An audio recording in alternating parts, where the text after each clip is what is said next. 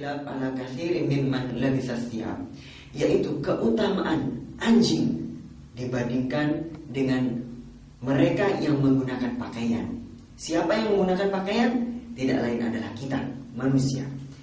Allah kemudian menegaskan bahwa orang-orang yang tidak menggunakan hati mereka, yang tidak menggunakan mata mereka, yang tidak menggunakan telinga mereka untuk memahami, untuk melihat, untuk mendengar, kal an'am, mereka adalah seperti binatang.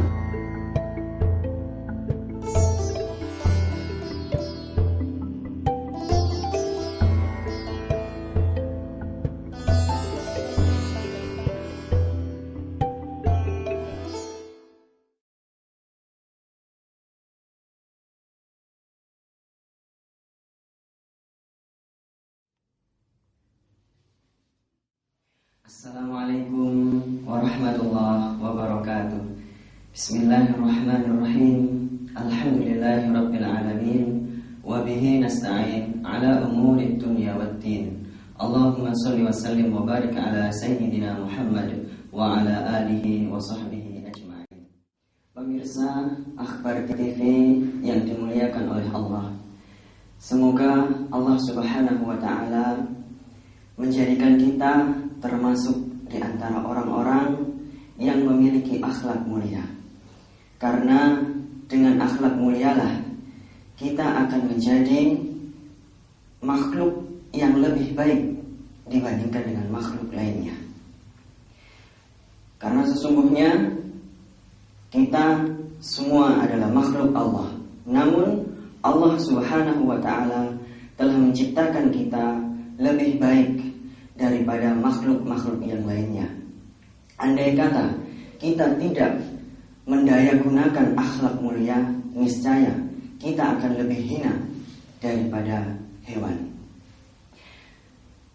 Allah Subhanahu wa taala telah menyatakan bahwasanya manusia adalah makhluk yang terbaik. Allah berfirman, "Wat-tini waz-zaitun wa turi sinin wa hadzal baladil amin." Perhatikan pemirsa, Allah Subhanahu wa taala mengawali firman-Nya dengan sumpah. Wat-tini waz-zaitun, demi buah tin dan demi buah zaitun. Sebagaimana yang sudah maklum di kalangan mufassirin bahwa ketika sebuah firman Allah diawali dengan sumpah, maka itu adalah sebuah firman yang teramat sangat harus diperhatikan. Selain bersumpah dengan buah tin dan dengan buah zaitun, Allah juga bersumpah dengan hadzal baladil amin, yaitu dengan negeri Mekah yang aman. Karena turunnya ayat ini adalah ketika Nabi Muhammad berada di Mekah. Laqad khalaqnal insana fi ahsani taqwim.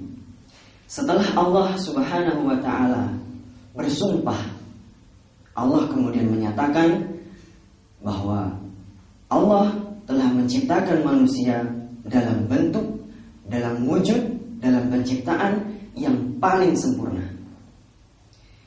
Perhatikan pemirsa, kita patut bersyukur kepada Allah yang telah menciptakan kita dalam kondisi, dalam fisik, dalam mental, dalam penciptaan yang paling sempurna di antara makhluk-makhluk yang lainnya. Coba kita bandingkan manusia dengan hewan. Tentu kita tidak ingin dipersamakan dengan hewan. Mempersamakan manusia dengan hewan itu berarti menghina manusia. Kita bandingkan pula manusia dengan tumbuh-tumbuhan. Manusia bisa beraktivitas, bisa berakal, sedangkan tumbuhan tidak bisa apa-apa. Tumbuhan menjadi konsumsi bagi manusia, maka manusia lebih mulia daripada tumbuhan. Kita bandingkan juga dengan jin, maka manusia tetap lebih mulia daripada jin.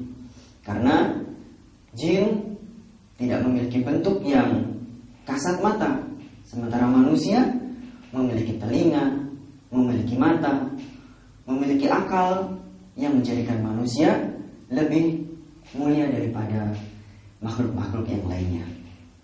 Pemirsa rahimani wa rahimakumullah, sayangnya banyak sekali manusia yang tidak mendayagunakan akalnya, tidak mendayagunakan karunia yang diberikan Allah kepadanya, yaitu fisik yang sempurna, yaitu penciptaan yang sempurna.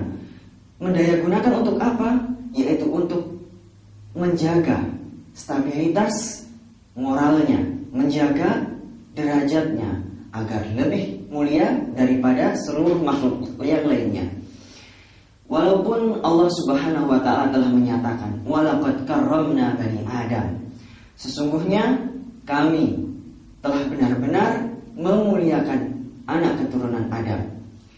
Artinya manusia adalah lebih mulia daripada makhluk yang lainnya. Namun manusia akan lebih hina jika mereka tidak mendayagunakan akalnya untuk menjadi lebih mulia daripada makhluk-makhluk yang lainnya.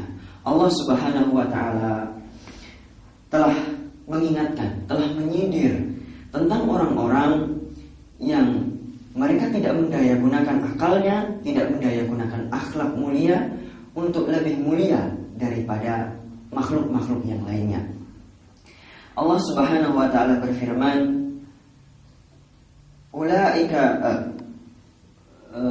lahum qulubun la yafqahuna biha. Mereka memiliki qalbu, memiliki nurani, la yafqahuna, mereka tidak memahami biha, dengan qalbu itu. Memahami apa? Yaitu memahami segala hal agar mereka tidak seperti makhluk yang lainnya, agar manusia tetap lebih mulia daripada makhluk yang lainnya. Walahum a'yunun la yubsiruna biha, dan mereka memiliki mata, memiliki penglihatan, tapi mereka tidak mendayagunakan penglihatan mereka untuk melihat segala hal yang bisa bermanfaat untuknya agar manusia itu lebih mulia daripada makhluk yang lainnya. Adhanun la yasma'una biha, dan mereka itu punya telinga. Perhatikan, mereka punya telinga, tapi mereka tidak menggunakan telinga mereka untuk mendengarkan. Mendengarkan apa? Mendengarkan segala hal yang ada di alam semesta ini, khususnya adalah Al-Quran, agar mereka lebih mulia daripada makhluk-makhluk yang lainnya. Ulaika kal an'am. Allah kemudian menegaskan bahwa orang-orang yang tidak menggunakan hati mereka, yang tidak menggunakan mata mereka, yang tidak menggunakan telinga mereka untuk memahami, untuk melihat, untuk mendengar, kal an'am, mereka adalah seperti binatang. Mereka adalah seperti binatang. Manusia kalau sudah seperti binatang, maka mereka adalah orang-orang yang hina. Bal hum adall. Allah kemudian menyatakan lebih tegas lagi bahwa orang-orang yang demikian itu adall, lebih sesat daripada hewan. Ini adalah sebuah firman Allah yang benar-benar dengan tegas menyatakan bahwa manusia walaupun telah diciptakan dalam penciptaan yang paling sempurna, akan tetap menjadi hina kalau tidak mendayagunakan seluruh karunia Allah untuk menjaga kemuliaannya agar senantiasa lebih mulia daripada makhluk yang lainnya. Pemirsa Akhbar TV rahimani wa rahimakumullah, lantas kemuliaan seperti apa yang mesti kita tanamkan di dalam mental kita, di dalam jiwa kita, di dalam qalbu kita, yaitu kemuliaan yang dibawa oleh Rasulullah sallallahu alaihi wasallam. Rasulullah telah menyatakan, innama bu'istu liutammima makarimal akhlaq. Sesungguhnya aku diutus ini hanyalah untuk menyempurnakan akhlak-akhlak yang mulia. Rasulullah menyatakan demikian adalah karena pada zaman itu, yaitu pada zaman masyarakat jahiliyah sebelum Islam datang, masyarakat jahiliyah adalah dalam kondisi jahil. Mereka banyak membunuh anak-anaknya, banyak menghinakan mereka, banyak menghinakan istri-istri mereka, menjual istri mereka, membunuh anak perempuan mereka, dan melakukan banyak kejahatan sehingga mereka disebut sebagai masyarakat jahiliyah.